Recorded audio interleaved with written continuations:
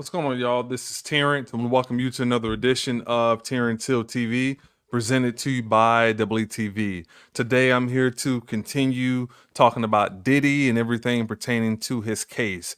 Before we get into all of that, be sure to hit that like and subscribe button. Also, hit that notification bell as well to be notified whenever new content is uploaded.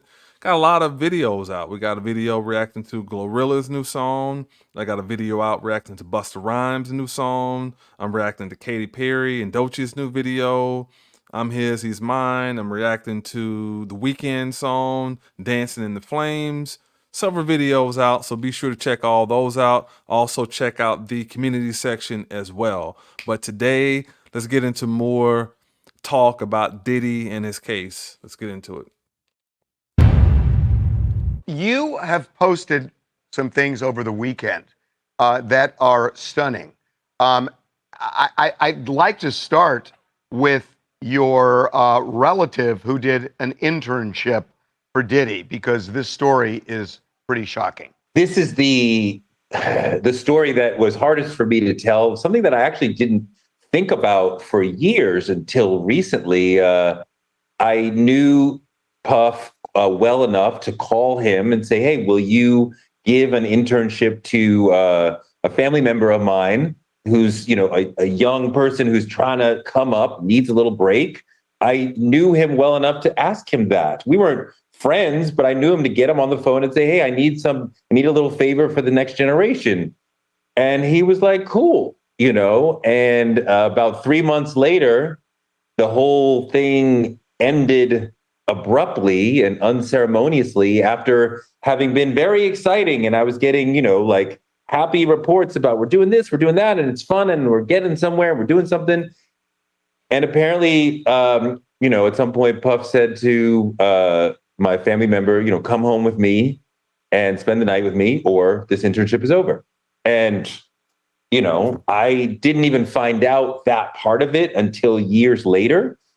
But that told me right there, this is a person who will say anything, will do anything, wasn't even thinking about you're related to a person in media who could easily get on a platform and talk about this. Friends are telling me there's been about 15 years of hardcore drug abuse, anything that he can get his hands on that are detaching him from who he really is. So when you think about why did you make such bad decisions to do these parties with so many people, to videotape them, to say no when Cassie says we can make this all go away for $30 million, which is not a lot to him. And he says no. Well, that's because he's been dealing with drug addiction and his mind being clouded, and he's not in his right self. He was extremely sharp, motivational, very strategic in the first couple of decades when he was rising. The last 15 years has been a haze of drug abuse, and that's why he's making these horrendous decisions. And that is not to excuse him in any way for the things that he is alleged to have done or that he did, but a way of trying to understand, why would somebody make so many bad decisions? Well, he's been dealing with, and when I said, what is the drug of choice?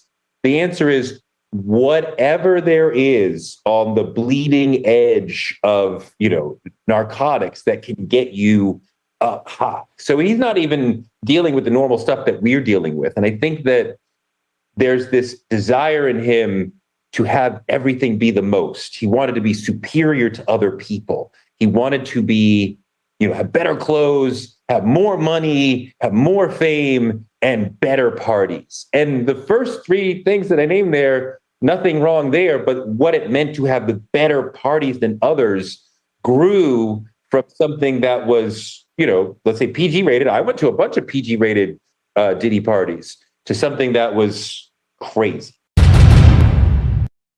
Your parties are the hottest ticket around. They won't even give me a permit for the parties, man. They don't want me to throw the parties no more. But we ain't gonna stop. We're gonna keep on having fun, bringing people together from all walks of life. You're gonna hear about my party. They're gonna be shutting them down. They're gonna probably be arresting me, doing all types of crazy things just because we wanna have a good time. You know, whenever you bring up a different element into people's environment, things that broaden people's horizon, people get intimidated. There's a lot of people out there that feel intimidated by it. It ain't nothing but breaking down racial barriers, breaking down generation barriers. People from all walks of life. Ron Perlman talking to Jay-Z, Jay-Z talking to, you know what I'm saying? It just goes on and on. You know, it's just like people from all walks of life connecting and getting together. Yeah. Your parties are the hottest ticket in town. People dying to get into your party. How does that make you feel? I mean, it's cool. You know, it doesn't make me feel any way special. It doesn't make me feel like a bigger person. It just makes me feel like I know how to throw a party.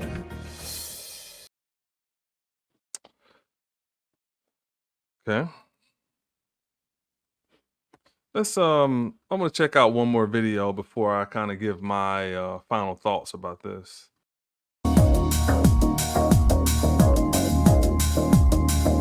Justin Bieber's got more on his mind than Diddy's arrest. A source telling ET the new dad's energy is going towards wife Haley and son Jack. And he's not focused on what is going on with Diddy or the allegations against him. Combs allegedly planned and I don't know if that's the best phrase of words to use. I mean, a lot of people, the videos I saw recently, people are looking at Justin as a victim. But again, you know, again, the stuff they're saying about him and the football player, it's a little different, but that's just what they say. I have no knowledge of that. controlled the sex performances, which he called Odell Beckham Jr. is what they're talking about. freak-offs. The insider info coming after footage of Diddy and Justin resurfaced on social media. Videos showed the disgraced media mogul alongside teenage Justin, with online sleuths speculating if, at the time, he subjected the pop star to his alleged freak-offs. The freak-offs sometimes lasted days at a time. You're gonna hear about my party, they're gonna be shutting them down, they're gonna probably be arresting me, doing all types of crazy things just because we wanna have a good time. That's Diddy with ET 25 years prior to his arrest. Hey, it was curious. I got a chance to see some things. Usher, Diddy's former protege, with Howard Stern in another resurfaced moment earlier this year, hinting Diddy's parties were too much when he, like Justin, was also underage. I don't know if I could indulge and understand what I was even looking at. It was pretty wild. As for Justin and Haley, our source says they're focused on baby Jack. That's a problem. I mean, someone underage should not be exposed to naked women and things of that nature. So that's not a good look. That's not a good look. They've been absorbed in their own happiness and family, appreciating this time together.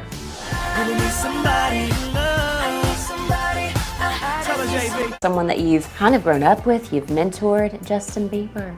How does it feel knowing that he's a father now? Very proud. That moment is like none other. To feel that level of love and commitment and the investment of time into your child. I know who he is as a young man, and I know what fatherhood means to him and how important it is. This is an amazing chapter of his life, and I wish him nothing but well.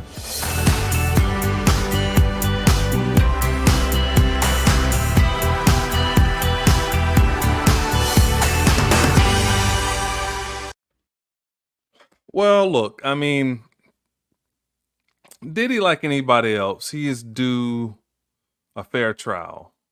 He's got resources. I don't know how good his lawyers are, but obviously he's got the money to hire a great defense team that can represent him. So he's due that. But my problem is some of the commentary I've been hearing from some people lately and some things I read upon Facebook. First thing I saw people trying to talk about, well, I'm not condoning what Hugh Hefner did, but everybody celebrated Hugh Hefner's parties and celebrated that. So now when a black man does it, there's a problem. I don't think two wrongs makes a right. As a matter of fact, I know Hugh Hefner is deceased now, but I watch a lot of investigative discovery television in my free time. And I know there was a series that came out this year where they've been exposing a lot of the things that Hugh Hefner did. So I don't think those things are to be celebrated. Now, again, was he able to, obviously his death, he was able to escape possible prison. But nevertheless, I mean, we have to realize just because some people are doing certain things doesn't mean that you can do it as well without there being consequences. Then the other thing people have to realize too, in my opinion, is engaging in freak offs, and if it's consensual, illegal, no. But at the same token, what he's being accused of is just beyond being just kinky. I mean, we're talking about some people are alleging that they were there against their will. We're talking about, and even take the sexual part out of it, just the guns with serial numbers scratched off, drugs. I mean, these things alone can get him time, especially if that stuff has anything to do with his residence in New York. I mean, so yeah, I mean, these are serious accusations. Now, again, I always look at the situation where he made a statement and said that these things that he was being accused of were not true. These were lies. He was going to defend himself. And then the tape comes out with Cassie. So obviously he lied there. Then we get information with the Cassie beatdown that he threatened to blow up Kid Cudi's car did blow up. So you're willing to murder over this woman.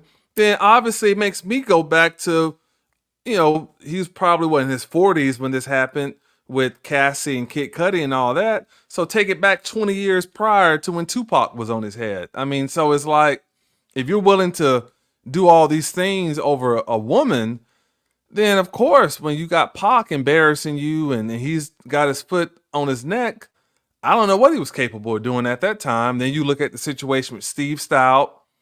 That doesn't look good for him. You look at the situation where a lot of sources and a lot of things are coming out right now about Kim Porter and her book. Is that a legitimate book? We know that, the sources say that she was going to release a tell-all book and talking about some stories, and then all of a sudden she ends up deceased.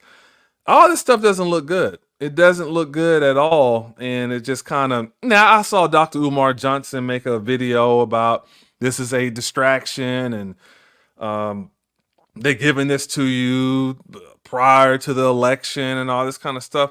Everything doesn't have to be a conspiracy. Maybe two things could be true. Maybe it is a distraction, but at the same token, doesn't mean that he didn't do some of these things that he's being accused of. Now, when you dibble and dabble into this particular world of Hollywood, where let's just say people say there's a script and when the elite are done with you, they're done with you. Well, he played the game. I mean, he was a part of this whole machine and a part of this system. And unfortunately, this is what can potentially happen. I mean, Puff on several occasions talked about being a man of God. God is his life, talking about, walking the light. And, I know he was going to Hezekiah Walker's church, I believe at one point. I know him and Bishop Jakes had a relationship. So there was this tug of war, I guess, going on where he was trying to, live for Christ, but obviously he's throwing parties and putting himself, let's just say for hypothetical sense, that some of these things that he is being accused of, he didn't do, but he didn't use good judgment because he's putting himself in a situation to be accused of these things. But you got drugs, naked women, and all these things going on, men or women there. It doesn't look good, man. So, it's just sad. It's a bad fall for grace. Obviously now we're getting more information about Bieber, being a young man, him being exposed to stuff. We've heard the rumors about Usher. So now we're looking at you grooming or exposing young people to this stuff. This whole thing is a cluster. You know what? Just the whole situation. It doesn't look good. Again, you're dealing with Homeland Security. I know he's got money. So it's going to be interesting. It's going to be interesting what are on those tapes, what other people could be, tied into this. So a lot of people I know are going to be on pins and needles to see how this goes. I remember the story that came out several months ago. I think that guy's lawsuit was dropped or something with the lawyer was kind of being looked at. But I know in that thing that I read, they was talking about even his sons being tied into this whole thing. So, we'll keep an eye on this. I just wanted to give my commentary and thoughts. I just think that, yeah, you can take that angle, but again, it doesn't hold weight with me. I just think for him being who he is, there were enough women, and then if that's his lifestyle, there were enough men who were willing to be with him for him to put himself in this particular situation to not use good judgment and to put himself in this situation where, he could be accused of these things. And the other thing you have to remember too, Tom Cruise is my favorite actor. One of Tom's movies, of course, is a classic, A Few Good Men. You remember the scene where they were questioning Jack Nicholson, and then they had the guys come in with the flight logs, because anytime a flight goes in or goes out of an airport, logs are kept. So if he's flying in, prostitutes are flying in, escorts, all that stuff can be looked at on those flight logs. The pilot, the stewardess, all those people are going to be questioned. And then also you have to look at our reference of the day, Matthew Perry's death, how the administrative assistants, the personal assistants, the security, chefs, anybody around who were complicit and who aided and abetted, all these people are being looked at now in Matthew Perry's death. And I think moving forward, and I think even in this case, all those people are going to be questioned. But I think anybody that's working for a celebrity in the capacity of a chauffeur, administrative assistant, personal assistant, chef, whatever it is, you got to have some boundaries. I know you may be getting cut a nice check, but you got to know that if you're being silent to illegal crimes and stuff that's going on, when you get subpoenaed and if you get indicted, the celebrity that you work for 9 times out of 10 would not be paying your lawyer fees. So you got to think about your own freedom as well. And I just think that's something that people have to think about. Yeah, a check is nice, but at what cost and at what expense are you willing to accept that check? Especially, I shouldn't put this out there, but I will. I got interviewed for a job earlier in the year. It was going to be in San Francisco. It was going to be working for a celebrity. I don't know who it was that I was being interviewed for, but I do remember the interview. The lady that interviewed me was very weird. The energy was weird. And I just remember referencing that, hey, I have experience. I've worked for millionaires before.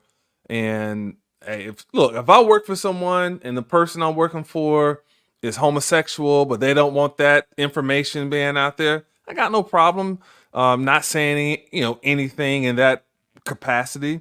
If I'm working for someone that is doing drugs, it wouldn't make me comfortable being around it, definitely. And 9 times out of 10, I don't want to be in that. Well, 10 times out of 10, I don't want to be in that particular situation. But obviously, if I'm working for someone, they're going to make you sign a non-disclosure agreement. But I wouldn't implicate or say anything that, this star I'm working for is on drugs or is gay or whatever. But where the line is going to get drawn, if I see anything that has to do with pedophilia, if I see anything that has to do with domestic violence, I'm not being around that stuff. Nor am I going to be around any parties that I'm not comfortable with. So you got to have some morals and you got to have some boundaries that, and obviously I didn't get that job, which is fine with me. It just saved me from a possible, having to testify or having to be questioned about something that I wasn't comfortable with to begin with. So again, I think that's very important that you got to have some boundaries. And I think this situation with Matthew Perry is going to shine a light on people that you can be, question yourself just because you didn't do X, Y, and Z. Doesn't mean you're not complicit in the matter at hand as well. Leave your thoughts in the comment section about this particular case. What do you think is going to happen? There are some reports that Diddy's on suicide watch and his lawyers refuted that. I mean, obviously he's probably isolated, and I hear this is one of the worst jails in the country. It used to be a warehouse. I hear it's very cold in the wintertime. It's very hot in the summertime where the air conditioners doesn't work. I hear the conditions are very, very bad. And I think I read somewhere that Diddy is concerned about his children right now, which is, he's a father, and I will give him that. Obviously, he probably is concerned about his children, but at the same token, this is why you don't put yourself in situations like this where you don't have to worry about these things. So we'll end up, we'll keep an eye on this. We'll see what's going to happen to his assets. We'll see what's going to happen to him. We'll see what happens to other people being pulled into this as well. Again, leave your thoughts in the comment section. Let me know how you feel about this case and everything pertaining Diddy. Before we get out of here, those who want to follow me on the social media sites, you can find me on Instagram at Terrance Hill the Great. Go to Facebook and like Terrance Hill. Snapchat, look for T Hill the Great. X, formerly known as Twitter, I'm in the Hills. And TikTok, Elevate with Terrance. Those who want to donate to our efforts, the Cash App is Terrance Hill Music. Again, the Cash App is Terrance Hill Music. And I have two websites. The first one is www.double-E, that's two E's, double-E-TV.com. And the second website is www.terrancehill.com.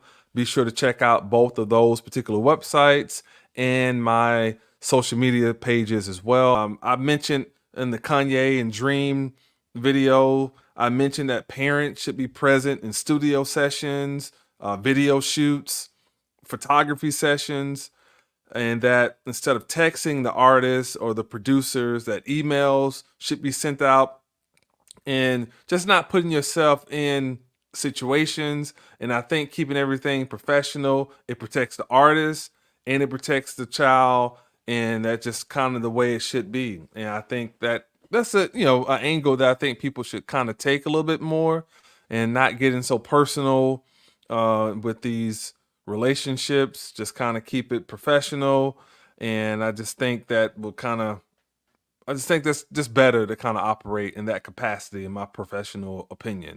Thank you so much for tuning into another edition of Terrance Hill TV, presented to you by WTV. Again, leave your thoughts in the comment section. Let me know what you think is going to happen to Diddy.